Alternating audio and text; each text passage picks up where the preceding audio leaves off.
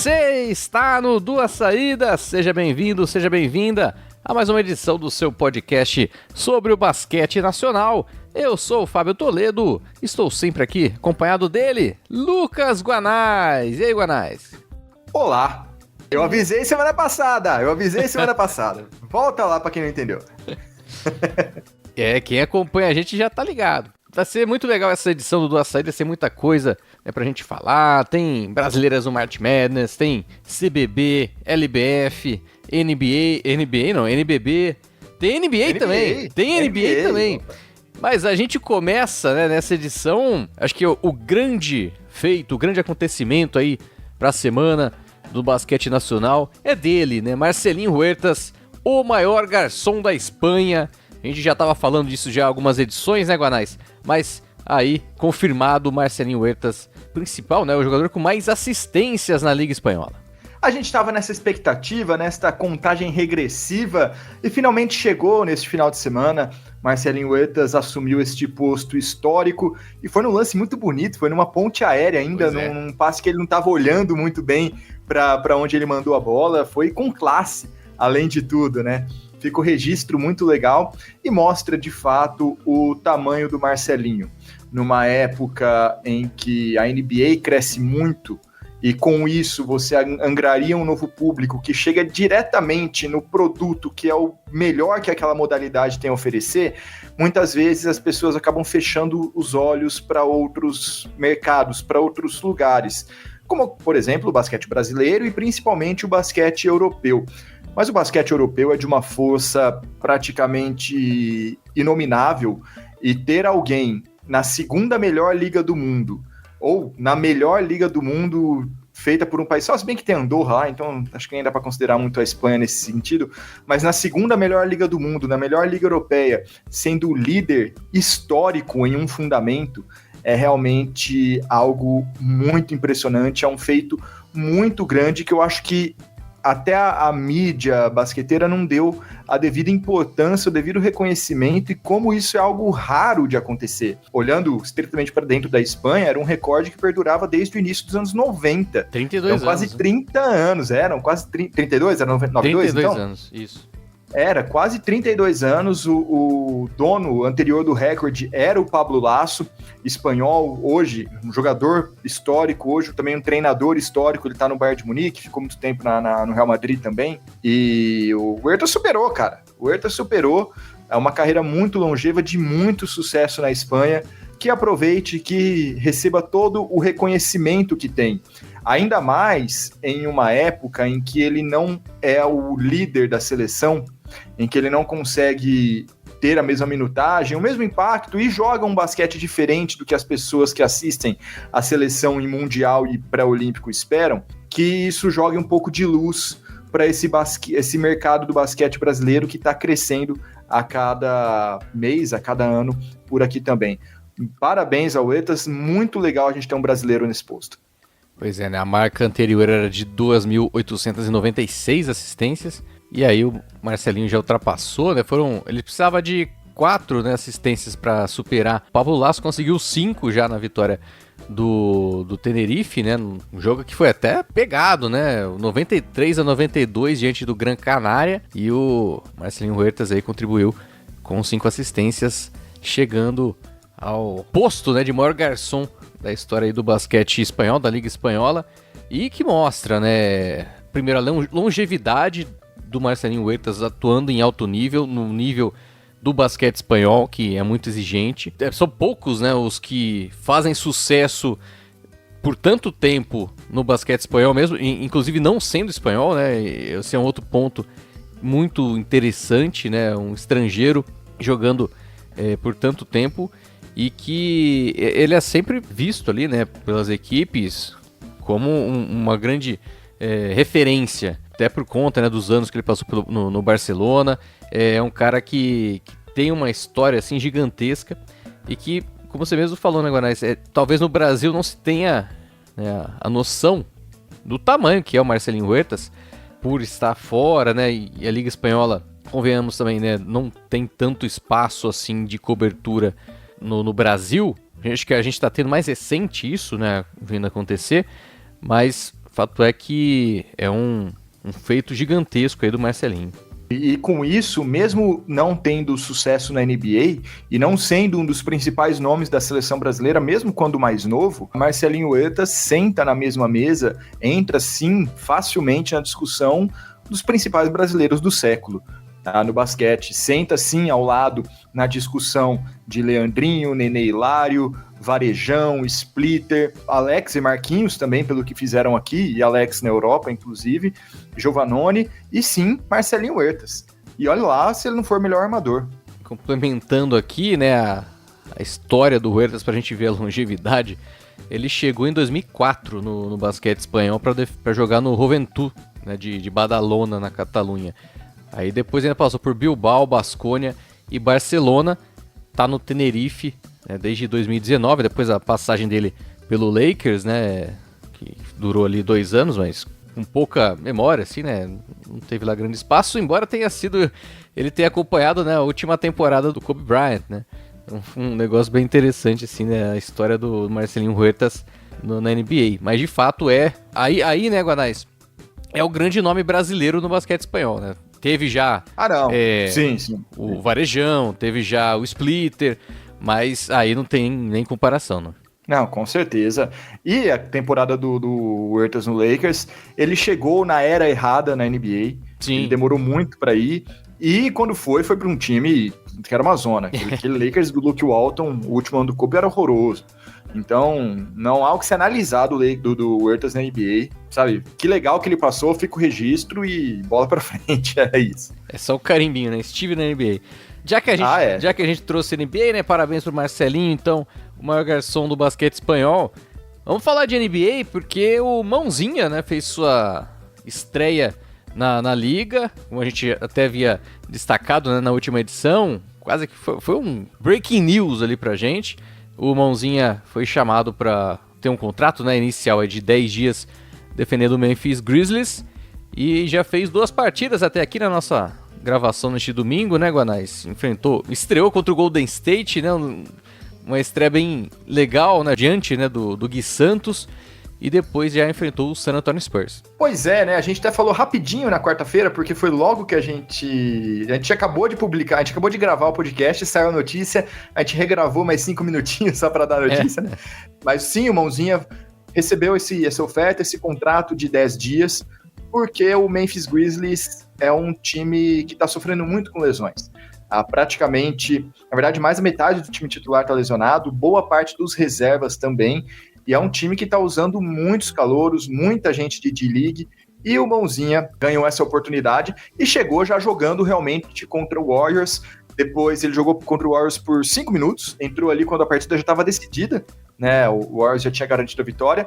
Depois ele jogou contra o Spurs, e aí ele entrou já no segundo quarto. Ele entrou bem antes, e a gente conseguiu ver um pouco mais ali dele em quadra na NBA, então o Mãozinha vai aproveitando esse período, né? Os contratos de 10 dias na NBA têm justamente a ideia de serem contratos emergenciais para suprir carências muito específicas em momentos muito curtos, né? Como é esse final de temporada do Memphis. É um contrato que pode ser renovado por mais 10 dias e depois, se o Memphis quiser, estendido até o final da temporada, até o outro ano. Geralmente até o final da temporada, quando os atletas ganham esse tipo de extensão.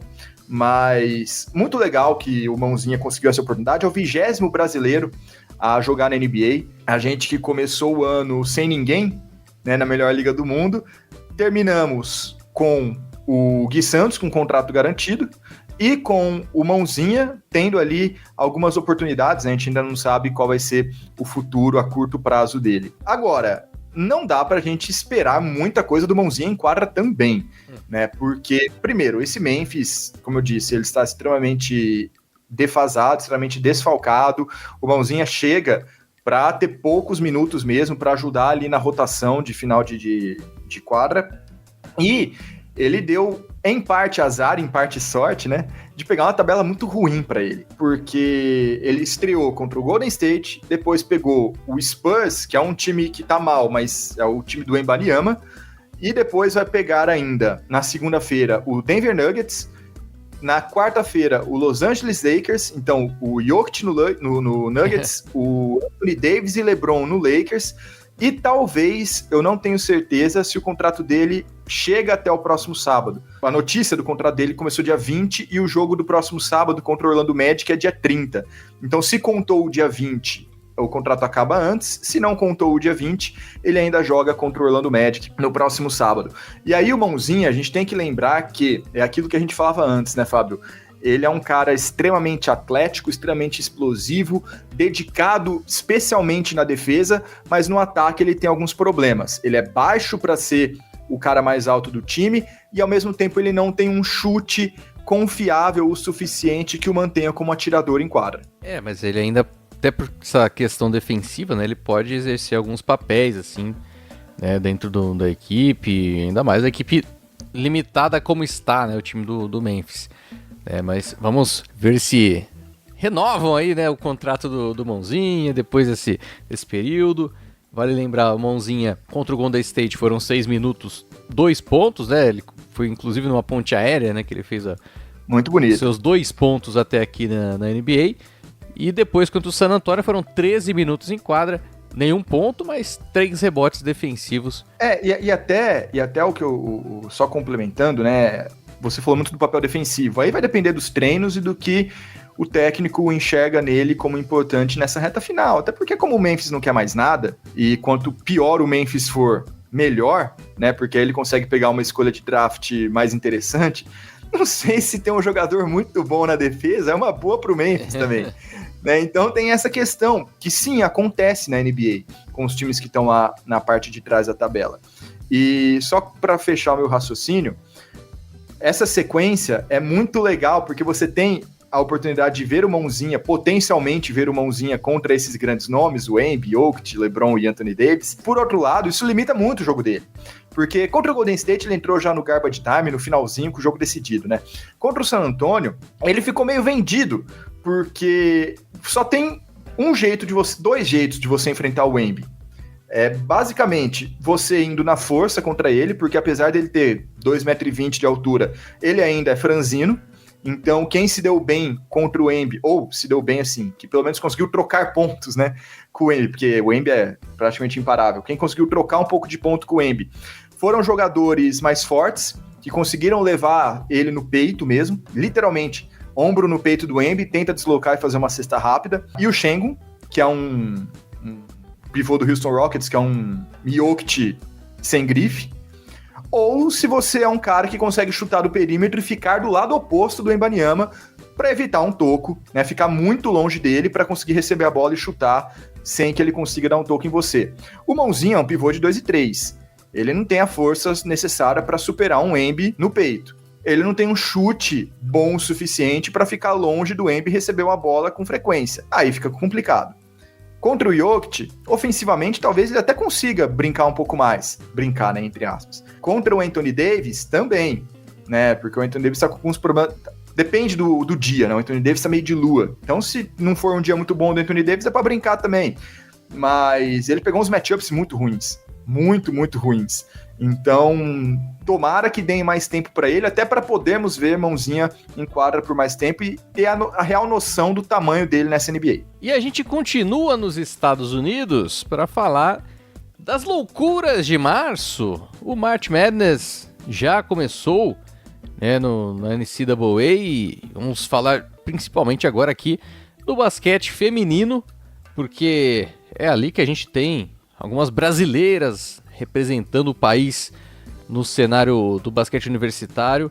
É lógico que o grande nome é a Camila Cardoso, que na primeira rodada, né, do March Madness, ela estava suspensa por conta ainda, né, daquela briga, né, na final da SEC, mas o South Carolina conseguiu a classificação, derrotou o Presbyterian e avançou para a segunda fase. Na segunda fase, aí sim, já com a Camila, o South Carolina atropelou o North Carolina por 88-41. O South Carolina então segue aí na disputa, já está no Sweet 16 do March Madness, tá a caminho aí, vai enfrentar o vencedor de Oklahoma e Indiana né? Mas tá aí na briga rumo ao Final Four aí do March Madness, que vai acontecer em Cleveland. Atualmente, né, o March Madness feminino está sendo disputado uma parte em Albany, né, em Nova York, e a outra parte em Portland, no oeste dos Estados Unidos. Do outro lado do país. Atravessando o país continental, né?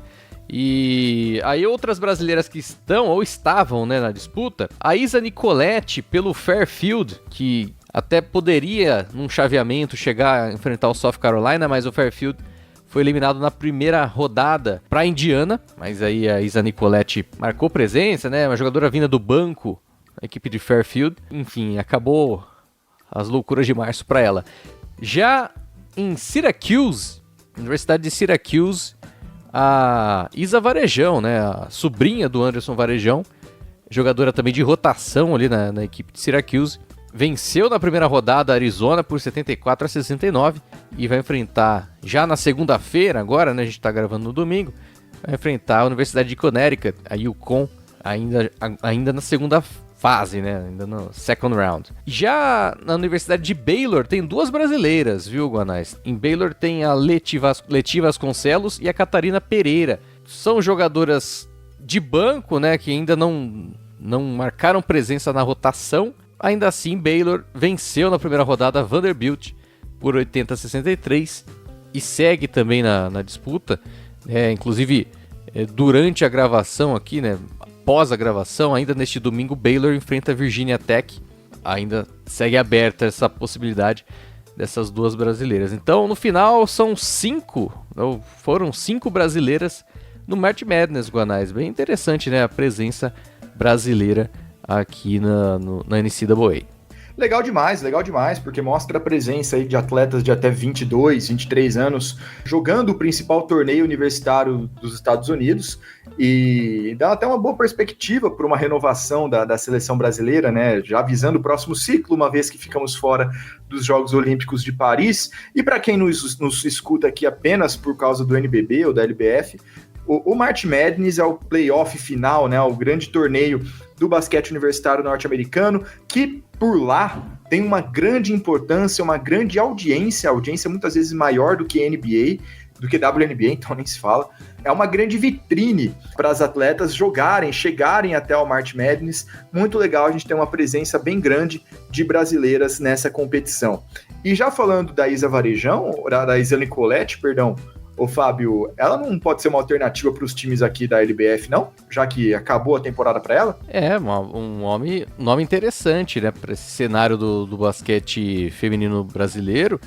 Até porque, né, o primeiro turno ele vai se encerrar ainda no mês que vem, né, no fim do mês que vem. Então tem ainda um tempinho, né, para trazer, né, outros nomes. Aí a Isa Nicoletti pode surgir, né? Ela é uma guard, né? Mas principalmente jogando na 2, jogando na 1, que pode contribuir aqui para as equipes brasileiras. No March Madness ela jogou 15 minutos, né, na partida, acabou não pontuando. Tem trabalho assim, né, a se desenvolver ainda, né, na carreira, né? Mas é um nome para se observar, né? Eu acho que se viesse, por exemplo, não faria diferença ainda. Eu acho que ainda está cedo, mas é um nome que está em desenvolvimento ainda, né, no basquete. E agora, já que a gente está trazendo pro Brasil, Guanais, vamos falar de Brasileiro CBB, né, a segunda divisão do basquete masculino, que teve mais jogos aí, né, realizados. E eu destacaria, Guanais, a gente até falou na última edição, né, do favoritismo do Cruzeiro, mas o Cruzeiro perdeu, né? Perdeu pro Praia. Pois é, né? O Praia é o outro favorito na chave e conseguiu desbancar o Cruzeiro nesse duelo de mineiros com grande atuação do Rafael Mencarini, que tá há muitos anos já no Praia Clube, mas ainda tem 23, né? Então é um jovem ali de muita estrada pelo basquete do Praia Clube. E com isso, o Praia é o único time invicto na Conferência Josuel. Tá? Na verdade tem o Tatuí também, né? Mas o Tatuí só tem um jogo. O Praia tem 2 jogos, 2 vitórias. O Cruzeiro tem um jogo, 1 vitória. E o Vitória, da Bahia... Não tem vitória. Sim, não tem vitória, né? Tá com 0 de 3. Já na Conferência Macarrão, no outro grupo, que esta sim vai eliminar um time, né? Avançam os 4 primeiros de cada chave para a próxima fase, mas a Conferência Josué só tem 4 times, então avança todo mundo. Nessa que tem 5, o Basquete Osasco segue ali, né? Não jogou desde o nosso último episódio, então segue ali com 2 vitórias e 1 derrota. E a Liga Sorocabana finalmente venceu a sua partida, tá ali com 1 vitória e 3 derrotas. O resto dos times com 2 jogos apenas disputados cada um, com 1 vitória e 1 jogo, viu, Fábio? Mas por enquanto, tudo segue mais ou menos ali dentro do esperado. O Anthony Harris, o ala americano que a Liga Sorocabana contratou, que tinha disputado ali as divisões inferiores do basquete universitário norte-americano, acho que era a 4ª ou a 5ª divisão, é um dos grandes destaques em pontuação, tem 23 pontos de média. O Menca, depois desse grande jogo que ele fez 27, 28, acho, contra o Cruzeiro, tá bem ali também na pontuação, com 19 pontos. Depois vem Janzinho, Vitinho, Lucas Brito, jogadores que a gente já está mais acostumado a ver na segunda divisão, seja a ex-Liga Ouro, seja agora o CBBzão. Então, por enquanto, tudo segue dentro do planejado. Nesta semana, teremos algumas partidas a mais. Vou pegar aqui a tabela para vocês. 2 jogos seguidos do Santos, que faz uma excursão por Santa Catarina. Então, o Basquete Santos enfrenta na segunda-feira o Blumenau, na quarta o Brusque. No mesmo dia, o Cruzeiro vai até Tatuí enfrentar o Tatuí. Depois, no dia 30, conhecido como sábado, é a vez do Tatuí receber o Praia Clube, então recebe também a dupla de mineiros. São apenas esses 4 jogos na semana, viu, Fábio? Destacar mais uma vez, né, o Menca, que foi um dos destaques da LDB, né, na última edição. É um nome que era até das gratas surpresas ali, né, um dos nomes a serem considerados até para o próprio NBB, né, Guanais? Que pela qualidade que ele tinha mostrado na Liga de Desenvolvimento, anteriormente até no próprio CBB do último ano, né, o Rafa Menca segue sendo destaque dessa equipe do Praia Clube. Pois é, e ele é um jogador que concentra muito volume, né, no seu repertório ofensivo. Então é um cara que pega, vai muito para cima, agride muito a cesta. Quando a bola cai, pontuações altíssimas. Quando não cai, o Praia tem dificuldades. Até agora tá dando tudo certo para ele. E vamos para bola rosa agora, vamos para a LBF, porque a gente teve nessa última semana, né, a gente até havia destacado o principal jogo da semana, Sampaio e SESI Araraquara, terminou com vitória do Sampaio por 68-59, desbancando aí então o líder do campeonato. Agora o Sampaio é, digamos, o time a ser batido, né, no cenário feminino, novamente, né, o Sampaio voltando a ser o time a ser batido, e depois de uma grande vitória para cima do SESI Araraquara por 68-59, um jogo que foi marcado aí pela uma boa exibição da equipe do Sampaio, principalmente ali no segundo período, que fez 21-14, e teve como peça fundamental, a meu ver, nessa vitória, a Cacá Martins. Porque a gente tem um duelo muito forte de garrafão entre Sampaio e SESI. Você tem de um lado Sassá e Isa Sangali, pelo Sampaio, e pelo SESI a Érica e a Emanuele, né? A Emanuele, inclusive, jogou muita bola ali no perímetro, fez 5 bolas de 3.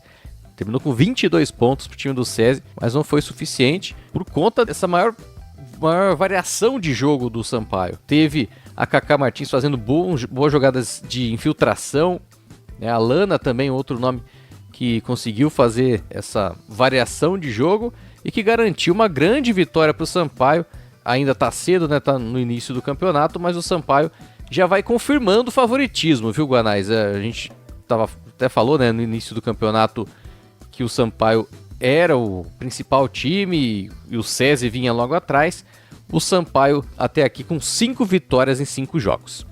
E agora o Sampaio é a última equipe invicta da LBF, 5 vitórias em 5 jogos, e esta vitória contra o SESI Araraquara marcou também o retorno da equipe ao Castelinho, ginásio Castelinho em São Luís do Maranhão, com um bom público. Então tudo dando certo para a Bolívia querida, vai se destacando muito nessa LBF, quer porque quer recuperar o troféu, né, que foi tirado de suas mãos recentemente.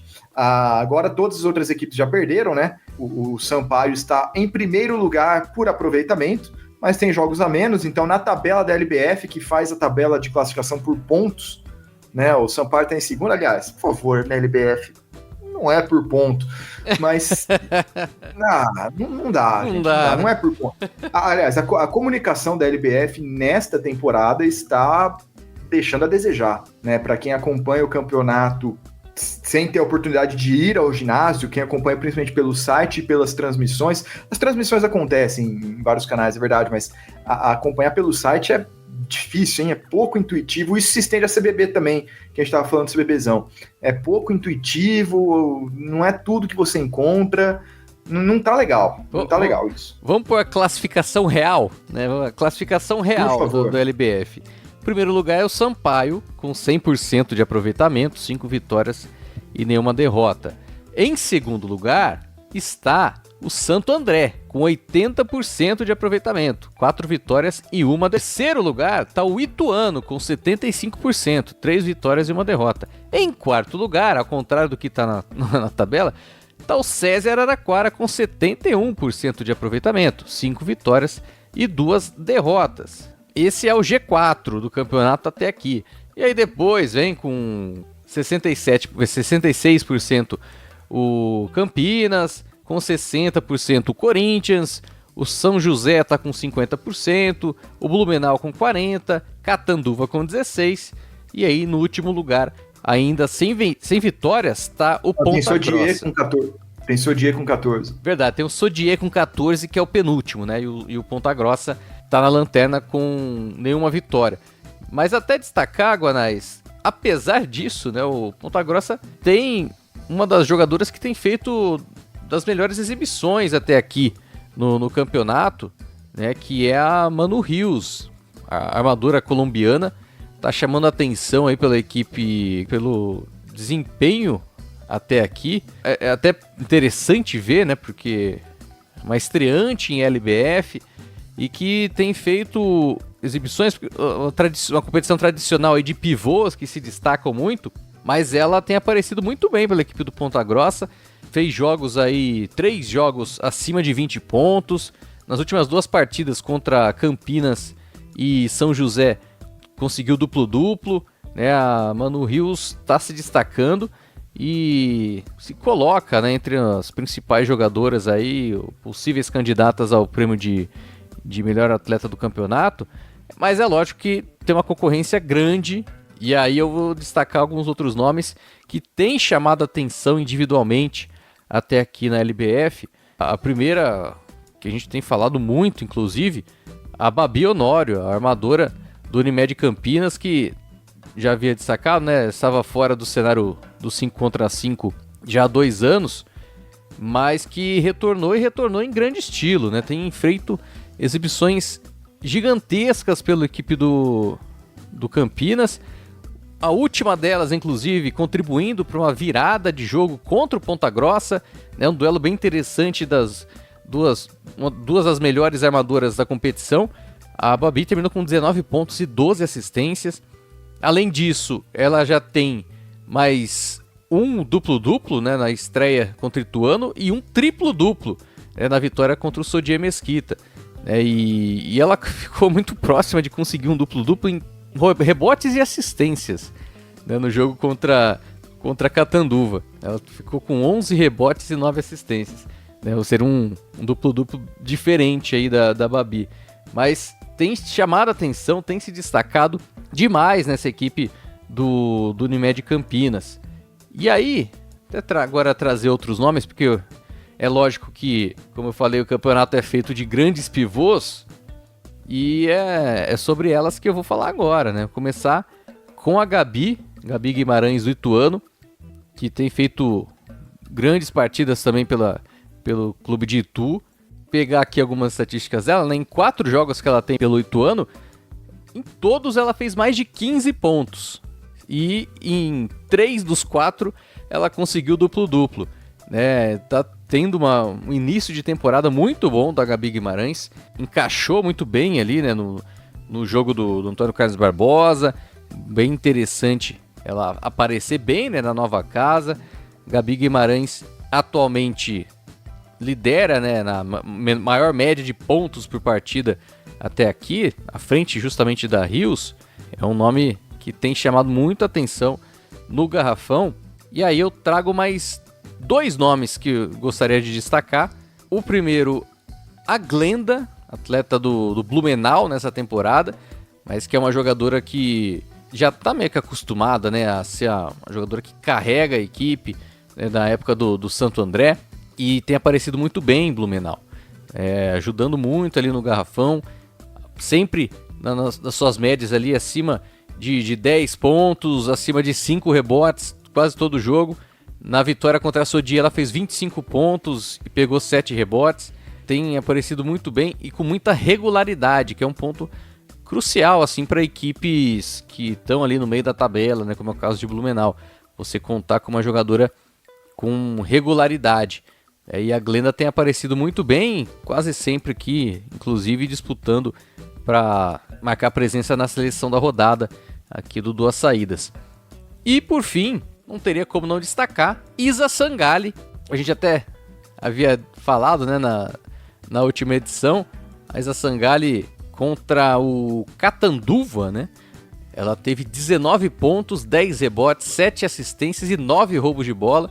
Beliscou ali um quádruplo duplo, que seria até histórico e seria até difícil de falar, que eu quase me bananei agora para falar quádruplo duplo, viu, Guanais? Mas a Isa Sangalli é um nome que caiu muito bem também no jogo do novo time do Sampaio, já desde a estreia contra o Sodier Mesquita, e tem contribuído muito para a equipe. E até curioso que ela sempre fazendo jogos de alto nível, o jogo mais complicado ali, que ela teve mais dificuldade, foi justamente contra o SESI, que aí era um duelo justamente contra a Érica, né, jogadora veterana, mas no final das contas, essa Sangalli contribuiu para a vitória do Sampaio. É uma jogadora muito interessante de se acompanhar na LBF.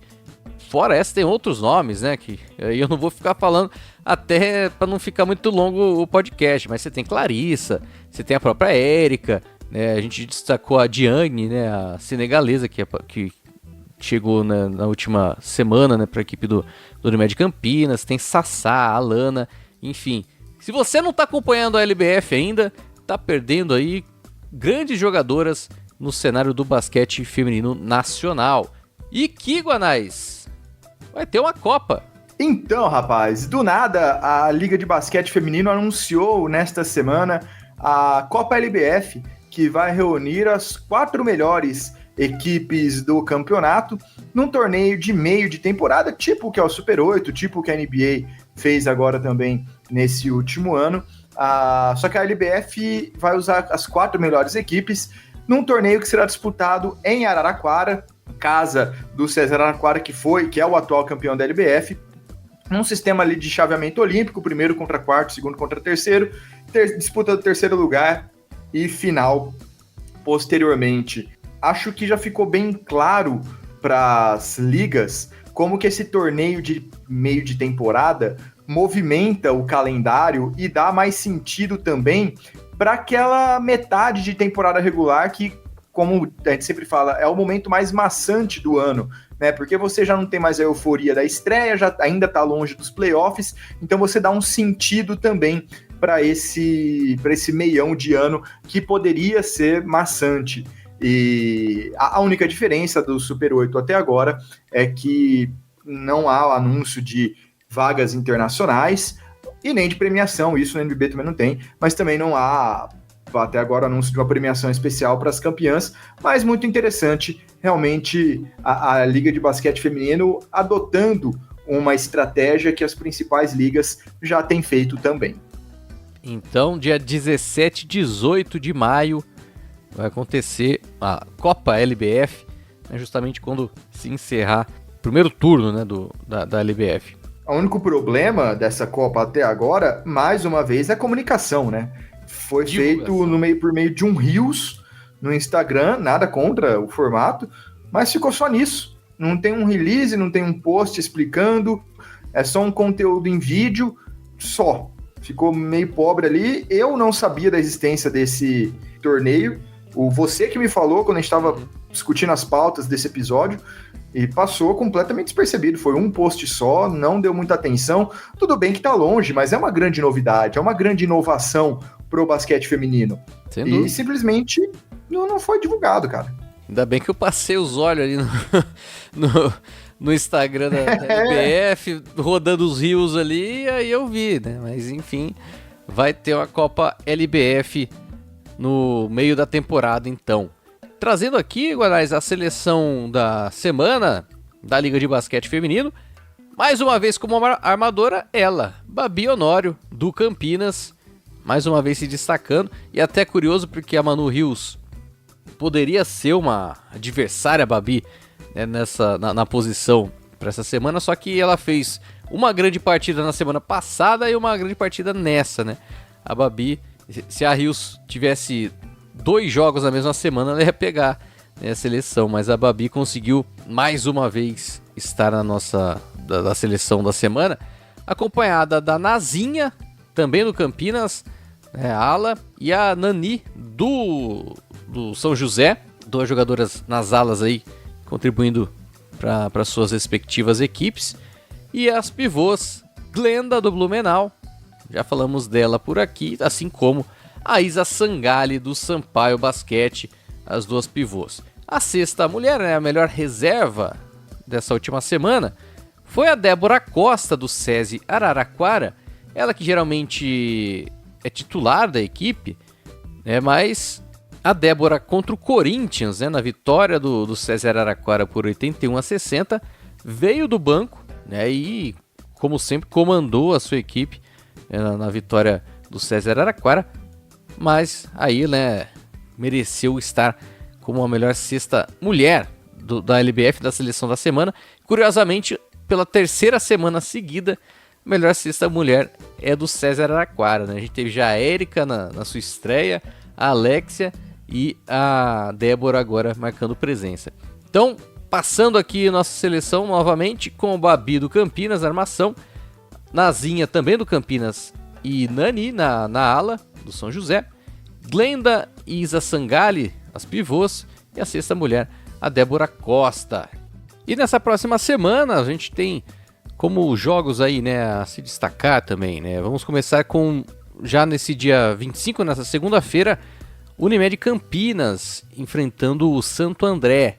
Depois, na terça-feira, tem Ponta Grossa e Ituano, Corinthians e Sodier Mesquita.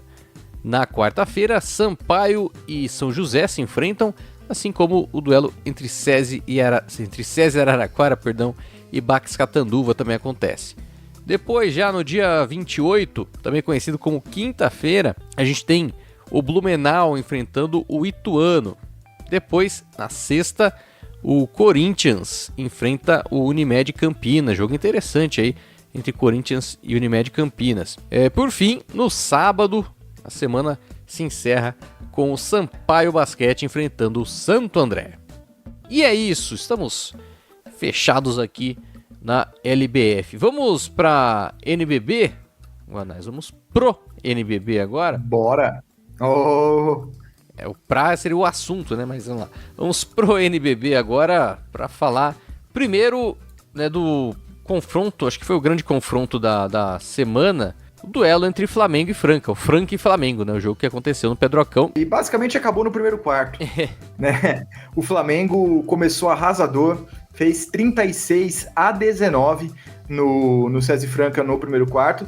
Depois Franca até tentou correr atrás, diminuiu a diferença, chegou a diminuir a diferença para 7 no último período, mas o Flamengo soube manter a vantagem por uma grande partida, talvez a grande partida do Gui Deodato na temporada, com 23 pontos, 8 rebotes, 4 assistências. Foi muito bem o Gui. O Devon Scott também foi muito bem. E, apesar da baixa pontuação, Gabriel Jaú também foi muito bem. Aliás, os 3 times do Rio, né, Botafogo, Flamengo e Franca, que enfrentaram os atuais campeões nessa semana, todos pegaram mais ou menos a mesma estratégia de você simplesmente anular o Lucas Dias o máximo possível. Gabriel Jaú, ao meu ver, foi o que fez isso com maior taxa de sucesso. Não à toa também foi a única derrota do SESI Franca na semana. Ele fez apenas 3 pontos, mas o Lucas Dias jogou bem abaixo do que a gente está acostumado. Fez apenas 14 pontos, mas tentou 47, então um aproveitamento muito ruim do Lucas Dias. Saiu ali mesmo da zona de conforto e não conseguiu ter uma boa atuação. O Franca no momento... Veja só, né, como é que é a questão. A gente até tinha falado do Franca em episódios anteriores. O Franca tá em segundo lugar no NBB, né? 24 vitórias, 5 derrotas, ainda pode empatar em vitórias com o Flamengo, vai perder no confronto direto, mas ainda empata em vitórias com o Flamengo, mas tá em crise, a ponto de o presidente do Franca dar uma entrevista nessa semana, salvo engano, foi pro Sportlândia, falando que 70% do elenco vai mudar pro ano que vem.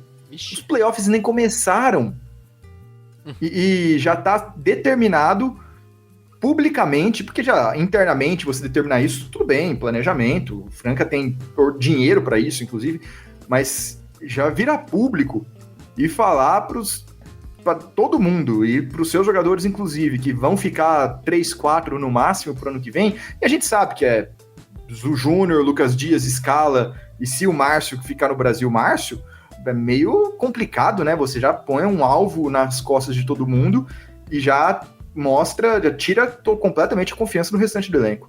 A gente já tinha falado quando o Franca foi eliminado, né, da Champions League, de como isso seria trabalhado, até pensando nos playoffs, torneio de mata-mata e tudo mais, e a gente vê que o cenário tá ficando um pouco complicado aí, até mesmo fora de quadra, né? Isso tem que...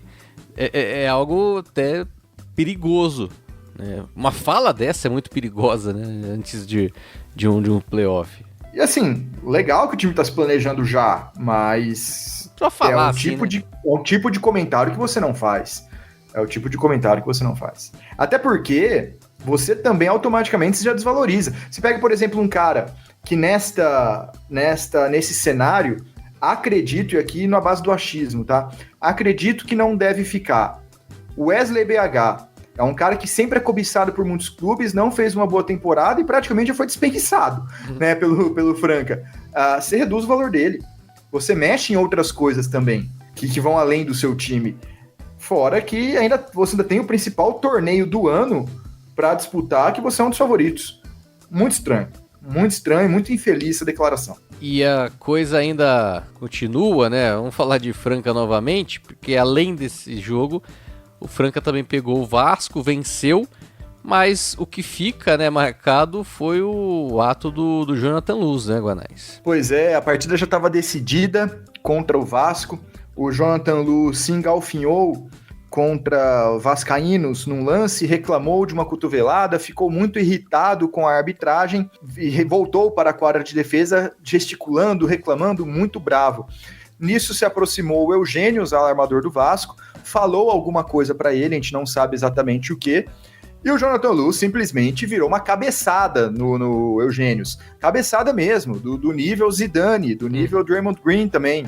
Se você não viu o lance, a gente até colocou nas nossas redes sociais, foi uma agressão assintosa, ele foi desqualificado na hora, deve sofrer alguma punição muito em breve também pelo STJD, e perdeu completamente a cabeça o Jonathan, que não vem fazendo um bom ano, é mais um dos que provavelmente estarão nessa lista, nessa barca aí que vai deixar o César Franca ao término da temporada, e vem sendo um ano muito complicado. Vale lembrar que semanas atrás, depois do Bauru e Franca, eu não lembro se a gente falou disso aqui no podcast, a gente falou, Fábio? Acho que não, né? Acho que não. Depois do Bauru e Franca, que foi disputado na panela de pressão em Bauru, a torcida organizada Ultras Bauru Basquete, a então torcida organizada Ultras Bauru Basquete, se envolveu numa confusão com torcedores francanos, agrediram um dos torcedores francanos depois de tentar pegar a faixa deles, esse tipo de coisa. E foi toda uma situação que, claro, a torcida bauruense que agrediu, que perdeu a razão, e inclusive foi suspensa pelo próprio Bauru Basquete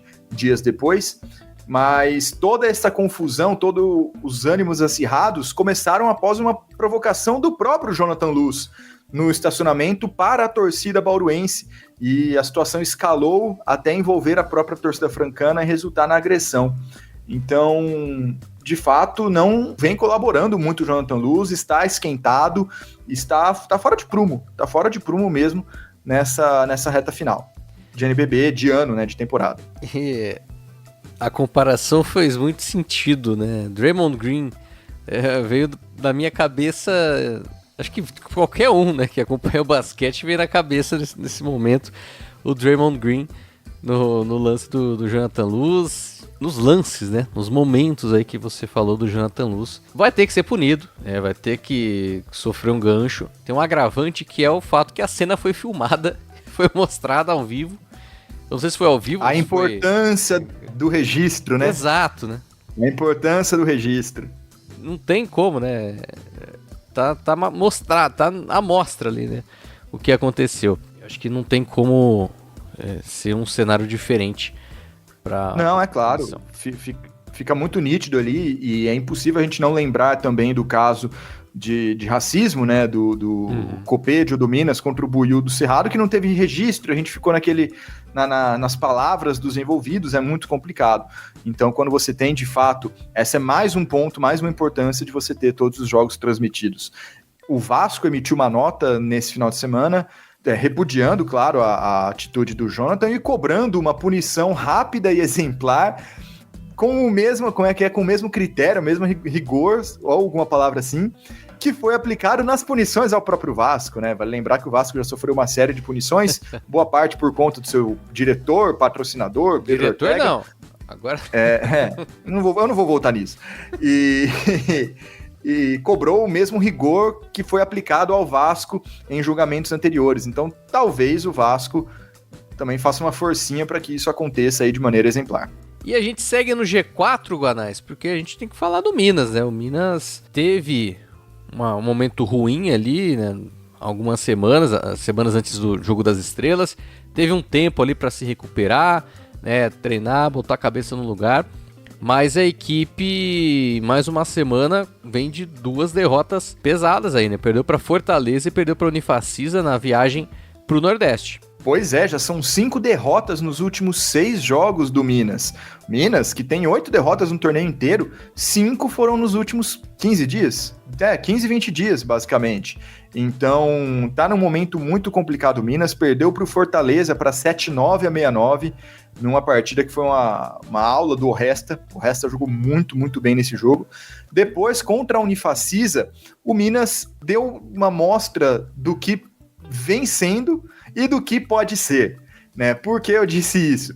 Porque o Minas fez um segundo tempo muito ruim e um começo de jogo muito ruim, ao ponto da Unifacisa abrir 24 pontos de frente. 24 pontos de vantagem teve a Unifacisa, e aí, no último quarto, o Minas recuperou toda essa desvantagem, venceu o quarto por 35-17, tirou a diferença para 1 ponto no minuto final, mas a Unifacisa ainda conseguiu ali manter a liderança, mesmo com o André Góes errando praticamente todos os lances livres que deram na mão dele, a Unifacisa ainda conseguiu segurar a vitória. Então a gente viu um último período do Minas, que é um Minas que a gente se acostumou na primeira metade da temporada, um Minas envolvente, um Minas agressivo, um Minas de volume ofensivo muito alto, mas todo o restante do jogo foi o Minas das últimas semanas. Um Minas apático, um Minas que vê o adversário jogar e que tem pouco a oferecer ofensivamente. E é muito estranho isso. A impressão que fica é que desde do que aconteceu com o Copédio, né, o caso de racismo, o Minas não conseguiu se recuperar. Tanto pela perda de um jogador que tinha impacto em quadra, não era o destaque do time, mas tinha um impacto em quadra e tinha atributos físicos muito interessantes, e a reposição não foi à altura, tá? O Cortes já não estava bem fora do país. No Minas, depois que ele chegou para substituir o Copédio, ele não tá legal, não mesmo, é bem destoante dos seus companheiros, mas principalmente, para além dessa substituição do atleta, do elenco, todo o clima do time, né, aparentemente ficou muito abalado, não sei se por causa desse episódio, mas cronologicamente as datas meio que batem, né? Até destacar, né, eu não sei qual que é a situação física, por exemplo, do Renan Lenz, mas ele apenas atuou 10 minutos no jogo, né, que o Renan é um cara de qualidade defensiva ali, né, para ajudar a equipe, né, e você sofrer 31 pontos num período é algo a acender o sinal de alerta, né? Ainda mais uma equipe do Minas que estava bem organizada, principalmente no primeiro turno do NBB, sofrer esse volume de jogo, né? 31 no primeiro período, 28 no terceiro quarto, para tomar muito cuidado, para ver o que está acontecendo. né? A defesa tá dando muito espaço, como é que tá esse cenário. A Unifacisa teve como destaque o André Góes, né? Como você falou aí, questão do lance livre, mas ele terminou com 21 pontos. O André Góes, ele não é mais aquele cara, jogador de franquia, né? Como a gente diria se fosse na NBA. Mas ele foi decisivo, foi fundamental e encontrou um espaço que foi dado ali pelo Minas para conseguir essa boa pontuação. Mas passou um sufoco ali, hein? Ele errou 3 lances livres no último minuto. O lance livre não foi atrapalhou. Né? Terminou com 21, mas poderia ter terminado com 28 pontos. Pois é, ele deu muita esperança ainda pro Minas, muita possibilidade do Minas virar, mas acabou não acontecendo. Nessas derrotas, claro, há de se ver o que está acontecendo com o Minas, tá? Mas eu acho que nesses momentos finais, aí que eu acho que o Minas sente falta de um Alexei, de um Shaq Johnson, de alguém nesse perfil mais decisivo. Você tem o Chuzito, mas ele não tá conseguindo corresponder no minuto final. E eu digo isso sem ser força de expressão mesmo. Tá? As bolas dele, as bolas do Minas decisivas têm ido para ele e não tem caído. Dessas 5 derrotas nos últimos 6 jogos, 3 delas foram pela diferença de uma posse. O Minas perdeu de 9-5 a 9-4 para o Franca, de 8-6 a 8-4 para o Bauru e agora de 9-8 a 9-6 para a Unifacisa. E a vitória, que foi contra o Paulistano, também foi pela diferença de uma posse. Então o Minas não está conseguindo desgrudar dos seus adversários, né? Tá ali fazendo um jogo muito parelho e sofrendo nesse minuto final, sofrendo no clutch time, né? Como se diz na NBA também. Então falta um pouco de tranquilidade para o Minas nessas horas, para conseguir um desfecho melhor. Porque nesta sequência também, o Minas perdeu o terceiro lugar. O Minas perdeu o terceiro lugar, foi ultrapassado pelo Vasco, que ainda tem um jogo a menos. Claro, o Minas ainda pode recuperar essa terceira posição, mas já começa a olhar para Bauru no retrovisor. Porque se Minas continuar numa sequência ruim, Bauru chega. E aí, por mais que Minas tenha a vantagem no confronto direto, né? Porque perdeu agora, mas no primeiro turno ganhou por uma vantagem bem maior, mas Bauru pode começar a chegar. É improvável, mas a tabela do Bauru é mais fácil que a tabela do Minas, em tese. Né? Problemas aí para o time mineiro às vésperas dos playoffs. O Minas tem pela frente até o final da primeira fase São José e Pinheiros e Corinthians em casa. Depois fora de casa, Pato, Caxias e União Corinthians. São 6 jogos assim que, na teoria, o Minas tem condição de vencer, né? De se recuperar, de terminar bem a primeira fase. Só que tá com esses altos e baixos recentes aí, mais baixos do que altos, inclusive. Então é um momento, poderia ser pior, né, nas próximas partidas, mas que vai exigir ainda o Minas jogando em um bom nível, né? Por exemplo, São José vem de boas partidas, Corinthians também vem num grande crescimento, a União Corinthians jogando lá em Santa Cruz do Sul é sempre, né, desafiador. Então, são desafios para o Minas, mas que são acessíveis na teoria, né? Claro, e o Minas tem totais capacidades de vencer essas partidas, mas são times que, além de virem em boas condições, como você disse, também vem na necessidade da vitória. Né? Então, o Minas tem que tomar cuidado com isso. A viagem para o Sul é ruim, é chata de fazer, logisticamente falando. Você tem que ir para Pato, depois você tem que pegar mais 2-3 horas de ônibus para pegar mais no aeroporto, cair em Porto Alegre, pegar mais ônibus, ou cair em Caxias, depois pegar ônibus para Santa Cruz do Sul. Não é simples, desgasta. Então, olho no Minas, tem condições, tem tempo para se recuperar, mas a tendência nessas últimas semanas está decrescente, não está boa. E você chegou a mencionar aí do Bauru Basquete, né? A gente já até tinha mencionado também na última edição, né? Até por ter acontecido posterior o Bauru Basquete vencendo o Flamengo, e o Bauru também terminou a semana com vitória contra o Botafogo, sobre o Botafogo, né, por 113-95, e um jogo marcado por muita história, né, Guanais? Muitos recordes batidos, Fábio Toledo, nessa partida na panela de pressão, que foi um jogo até muito... que fugiu um pouco a regra de rotação, porque Bauru conseguiu garantir a vitória relativamente cedo. No terceiro período, o Bauru já estava ali com 15, 18 pontos de frente. Quando isso acontece, geralmente os técnicos já colocam seus reservas, seus jovens em quadra para não desgastar os titulares, para dar rotação para todo o seu elenco, visando já descansar para o próximo jogo, playoff, etc. Mas nem o Paulo Jaú, nem o Palmier fizeram isso. Ambos mantiveram força máxima até o final.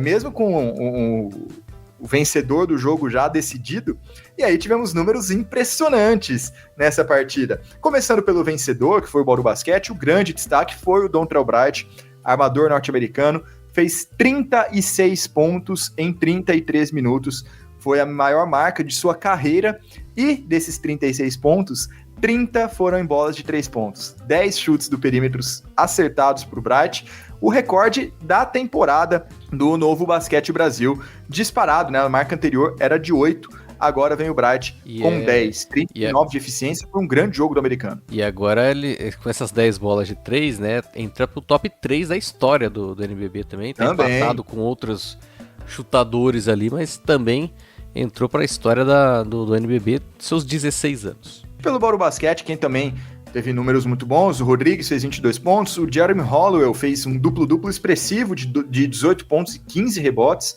Alex Garcia também fez 13 pontos e 11 rebotes, mas o outro grande destaque desta partida, veste branco e preto, é o Thornton, Isaac Thornton, ala do Botafogo. Esse jogou ainda mais que o Bright, ele jogou os 40 minutos inteiros, ele não saiu em momento algum na partida, e nesses 40 minutos em quadra, o Thornton fez 43 pontos, num aproveitamento bom ainda. Ele tentou 77, fez 43, aproveitamento de 56%. Com esses 43 pontos, ele chegou à maior marca do ano, que era do Figueiredo, do São José, que tinha feito 41.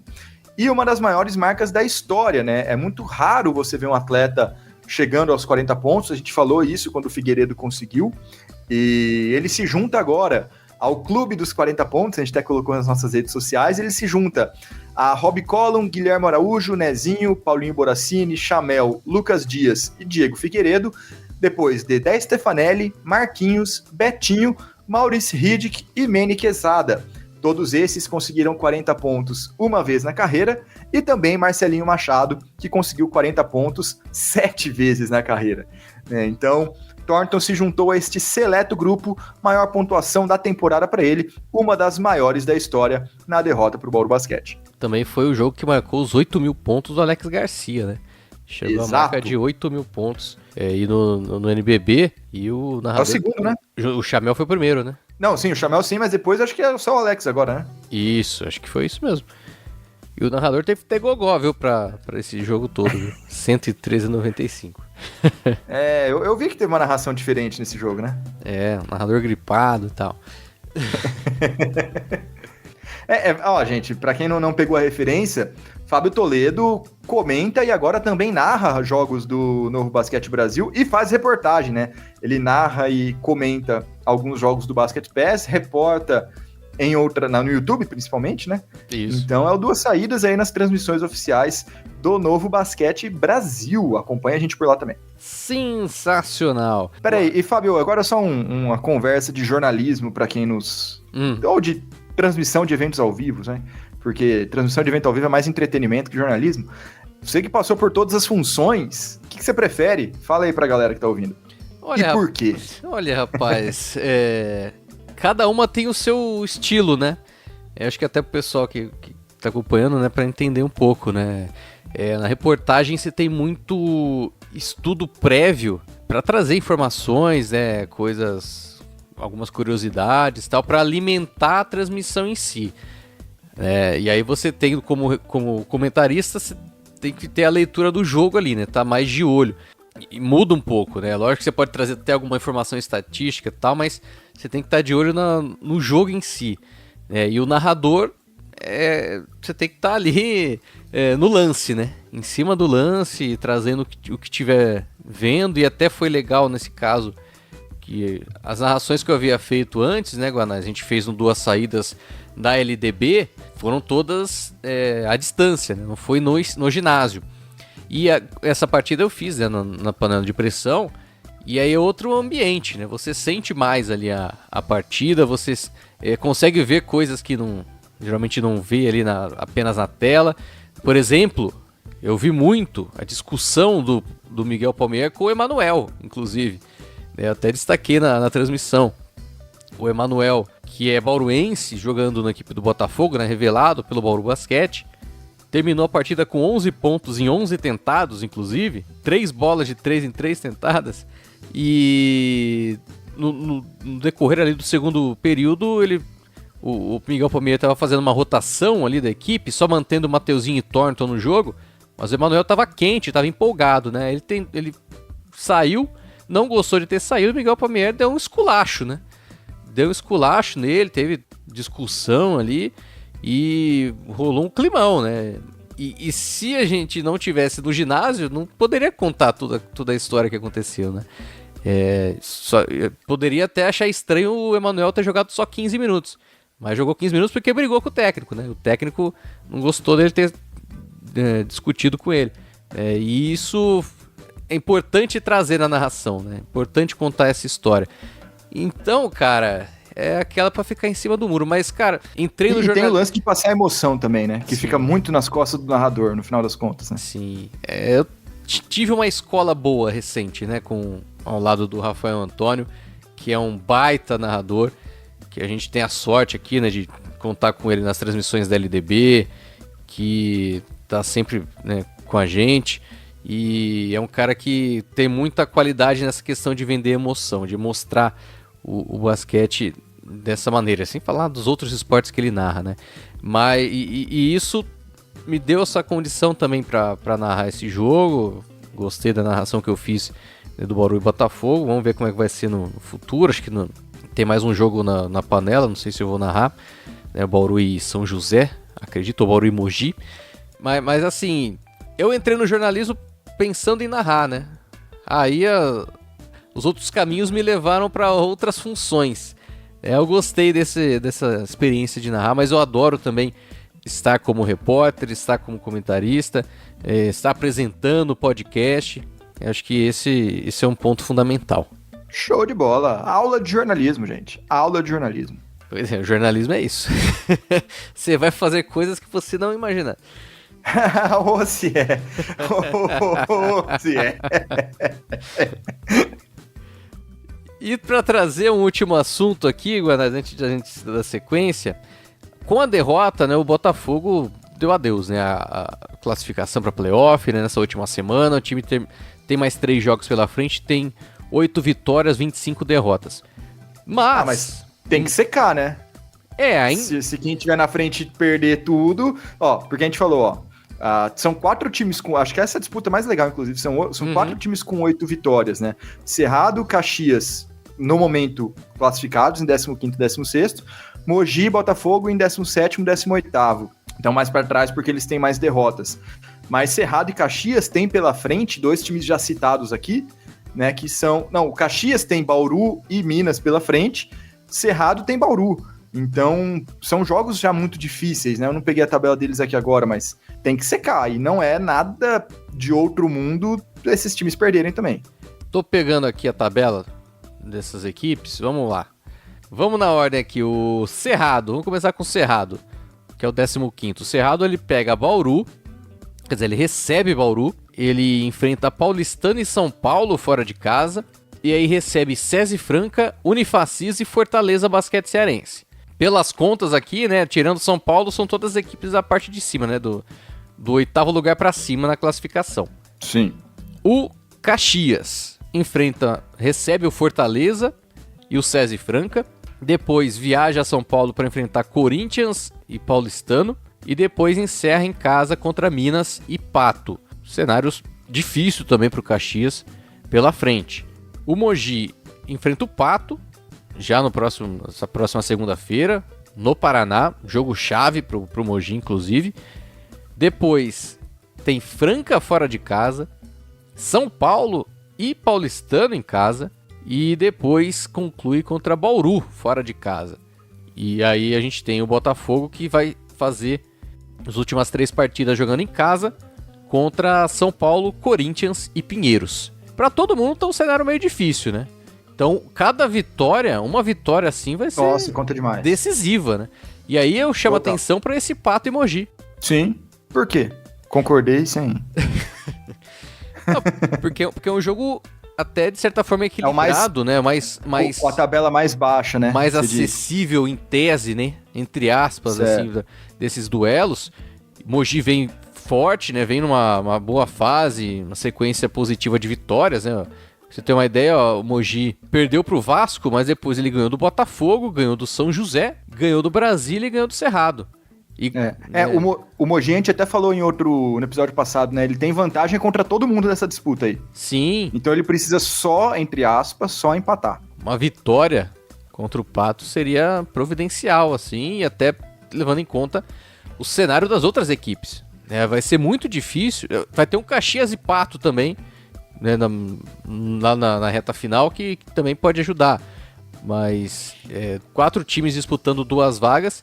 E que vai ser ali para a equipe que conseguir mais vitórias, 1, 2 vitórias já vai contar demais assim para a classificação. Ainda mais porque o Pato tem a possibilidade, né, de chegar nas rodadas finais meio só para cumprir tabela, não conseguindo pegar o Pinheiros e não sendo ultrapassado pelo União Corinthians. Tem essa chance, né, de acontecer isso nas próximas rodadas. Então vai saber que, né, como é que o Pato vai para o jogo também. Pois é, um cenário aberto ali, essa definição das últimas vagas, né, entre Cerrado, Caxias, Mogi e Botafogo. Vamos conferir como é que vai ser, né? O Mogi chega mais quente, né? Mas o cenário tá bem equilibrado ainda ali. Mas só um disclaimer aqui, ainda tem um Pato em Pinheiros, tá?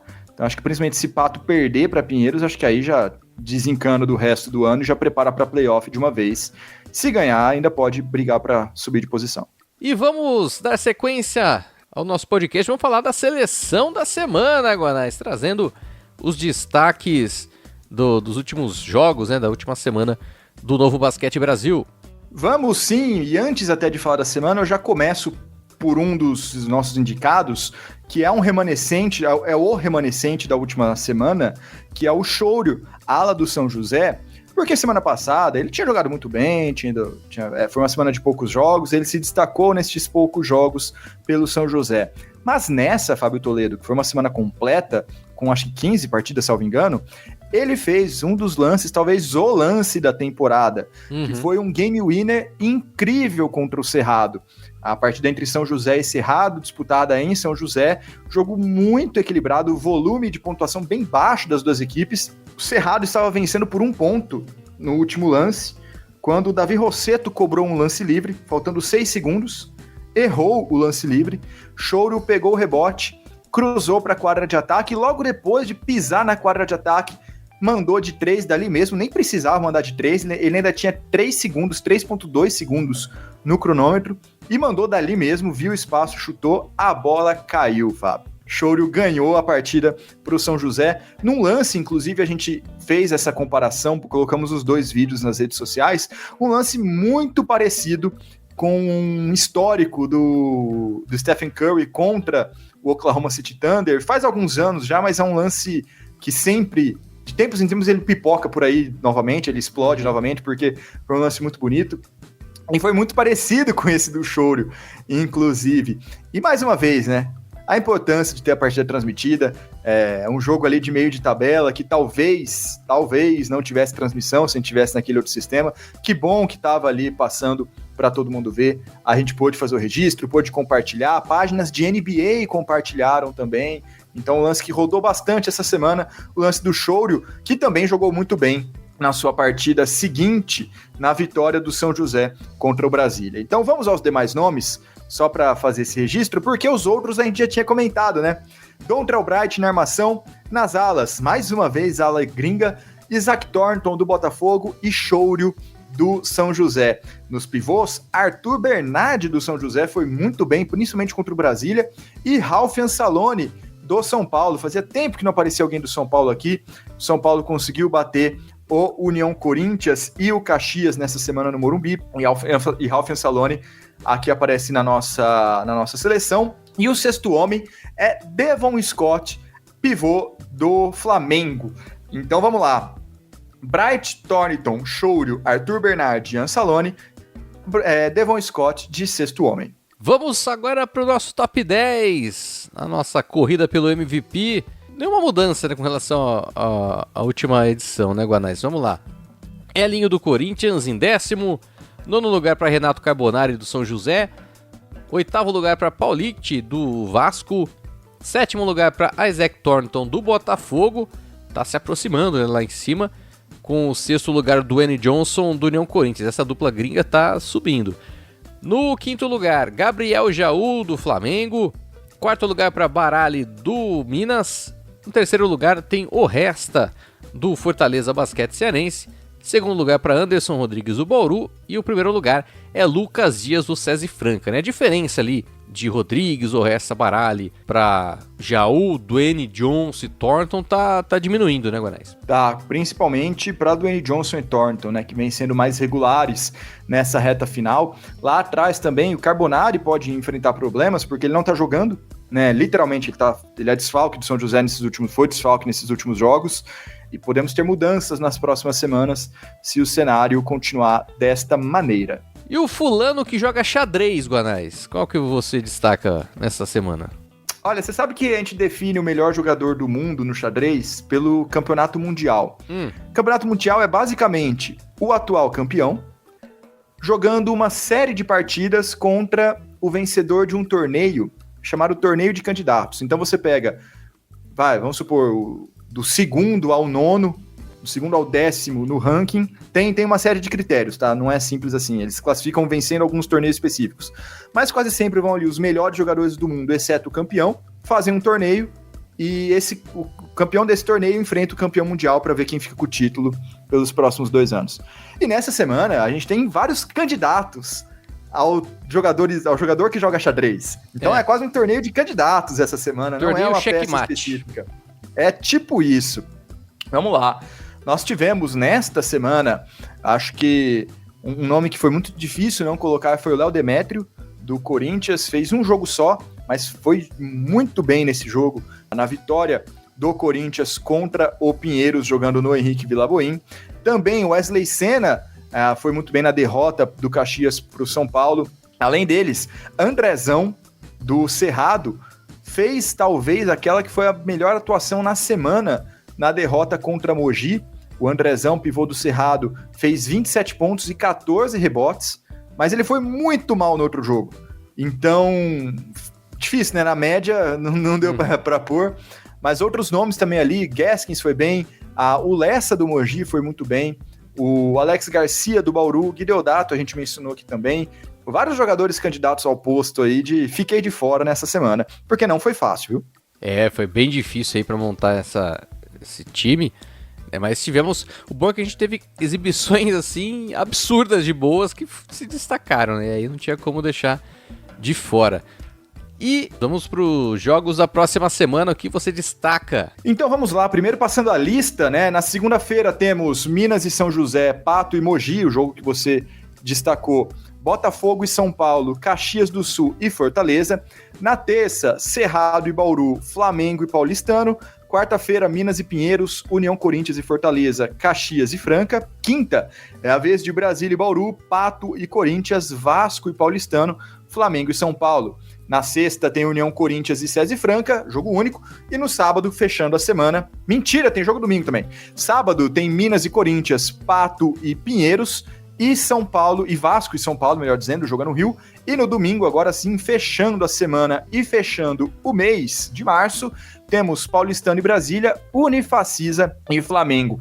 Nós não temos tantos confrontos próximos, né, na mesma região da tabela, mas alguns são muito importantes para definir simultaneamente G4 e G8, G4 e G16. E G8 que eu digo por causa do mando, né, de quadra nas oitavas. Então, você já falou, né, de Pato e Mogi na segunda, mas também tem ali Minas e São José na mesma segunda-feira.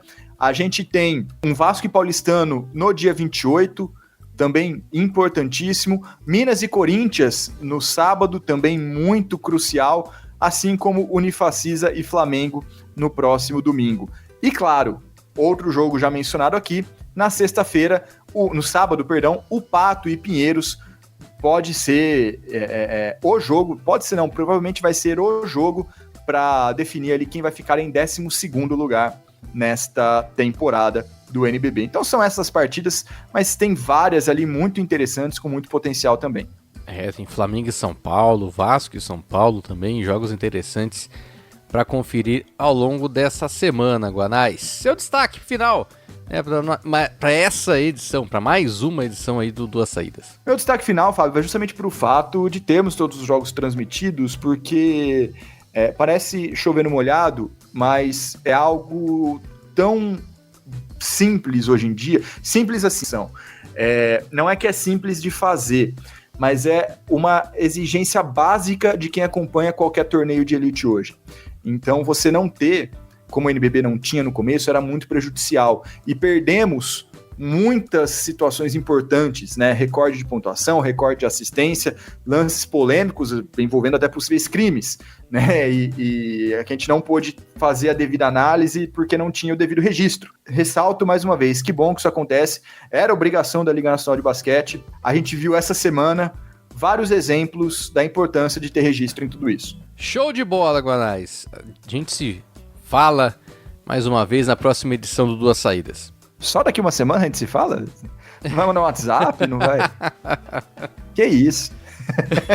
Encerra aí que eu vou atender o interfone. E para você que esteve com a gente, agradeço demais, né, por ter ouvido a gente até aqui, ter nos escutado. Deixa o seu like, compartilha, manda um recado, né? Manda aí a sua opinião sobre o basquete nacional, o que estiver aí na sua mente. E é isso, a gente se vê na próxima edição do Duas Saídas. Valeu, um forte abraço, falou!